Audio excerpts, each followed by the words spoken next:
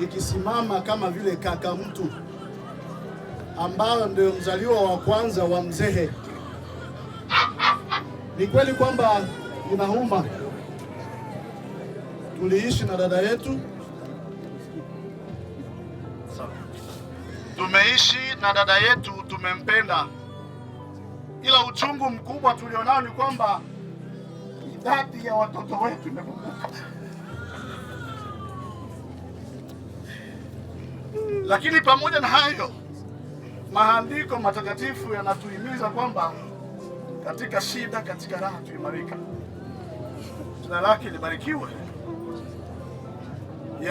Ameumwa kama vile binadamu yeyote aweza kuumwa, lakini kuumwa sio safari, ila ya kwake imetimia. Leo tunamshindikiza dada yetu Tamara Mlonjwa Cheke katika mapumziko yake ya umilele.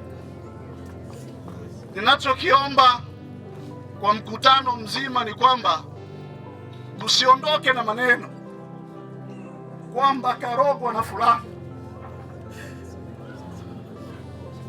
kwamba hili na lile, lakini tupokee yote ni maandiko. Mungu ametupa tena ametoa, ijapo inauma, imefika, tumekubaliana naye. Kwa hiyo kwa niaba ya ndugu zake wote, kaka zake, dada zake, wadogo zake kwa wakubwa zake, tumemtakia mahali mapumziko mema, na jina la Bwana libarikiwe. Amen.